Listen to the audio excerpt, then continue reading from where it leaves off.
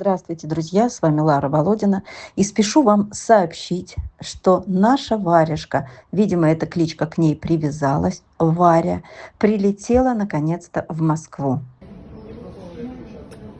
Она маленькая, маленькая. Кто там? Ой, кто там? Ходят люди, да? Хулиганка маленькая. Хулиганка.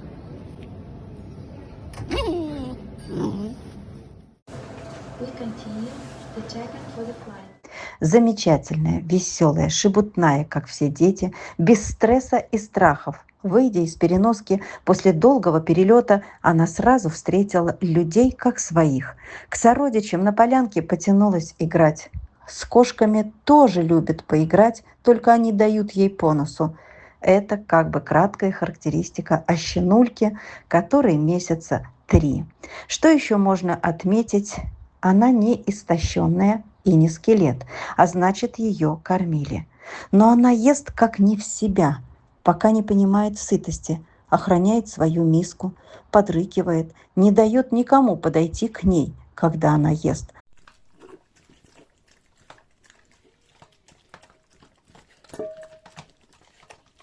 Секунда. Все пусто. Все. Я сегодня предусмотрела. На резиновый коврик поставила. Все, ты поела? Ай! Я не могу руку протянуть, убрать миску. Ай, боже, боже. Это что ж такое? Надеюсь, это пройдет. Она поймет, что еда всегда в доступе, и перестанет быть такой.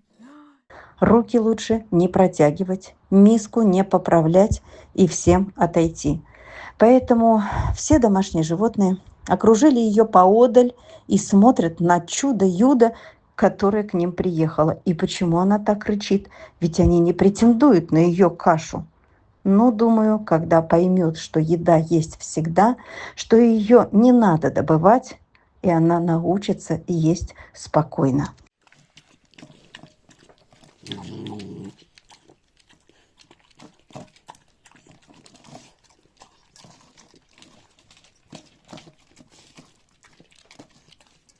Я даже боюсь придержать ей мисочку, как она ест. Я даже боюсь сунуть руку туда. Забыла поставить эту резиновый коврик, чтобы не ездила. Но она так рычит. Ой-ой, вот что делать? Девчонки смотрят, как она ест. Да, девочки, вот такая девочка у нас голодненькая прилетела. А еще она любит игрушки, пищалки, любит внимание человека, ласковая, обожает людей. Вот такое чудо мы с вами, друзья, спасли. Я благодарю вас за отклики, за участие, за поддержку в перелете. Сейчас она находится на передержке, квартирной. Ищем ей самую лучшую семью с ненавязчивым отслеживанием судьбы. Без этого никак. Нас много, переживающих за нее, и нам не безразлично, как сложится ее судьба. Конечно, семья должна быть терпелива к ее детским шалостям. Конечно, пока растет, пока детство, уделять ей больше внимания. Да и вообще, щенка всегда надо воспитывать, чтобы вырос умным и был с хозяином на одной волне. Друзья, кто готов? Мы ждем звонков. Теперь, друзья, о щенке с остановки, тоже из нашего ролика. Его тоже забрали там, в Якутске, на передержку, очень временную, где хозяйский пес злобно рычит на него. Пришлось свою собаку отправить в зоогостиницу, и это расходы, чтобы несколько дней до самолета передержать эту малышку.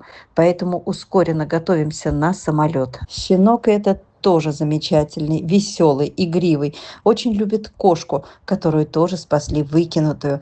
И она тоже ждет на передержке свой самолет. Может, она кому приглянется? Напишите, привезем.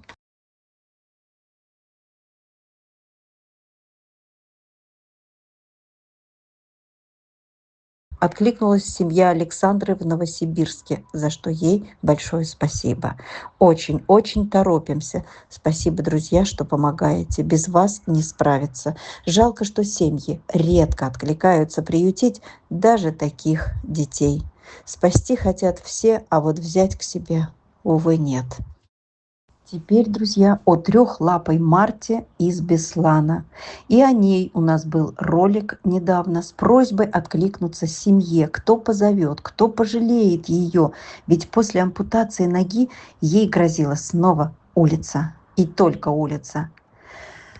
Местные волонтеры кричали, умоляли, писали посты «Заберите, спасите» из страшного региона, где убивают быстро и легко, где ей не убежать на 3 лапах, где ее обижали сородичи, не давая подойти к мусорным бакам или на раздаче еды волонтерами, потому что она слабее их, она не доминантная и не агрессивная, она не умеет за себя постоять. И вот такую, только уже инвалидом, выпустить на улицу? Нет, никто не откликнулся. Значит, и мне надо было пройти. Какой же сволочью бы я чувствовала себя потом. Я не прошла. На что рассчитываю, не знаю. Такую сложно пристроить. Видимо, это будет моя очередная головная боль. Да, она приехала на мое кураторство. И очень неловко объедать на передержке других хозяйских собак. Неловко пользоваться добротой женщины, кому она временно попросилась на период реабилитации, пока не научится уверенно ходить. Задам вам такой вопрос. Кто готов помогать Марточке на прокорм, на жизнь? Собаке с удивительным характером, удивительным спокойствием, которая мухи не обидит. Ей бы только на диванчике полежать. У нее всегда печальное выражение лица, как бы вопрошая человека: «А ты меня не выгонишь?» Доставалось же ей в прошлом. Друзья, кто готов? Откликнитесь.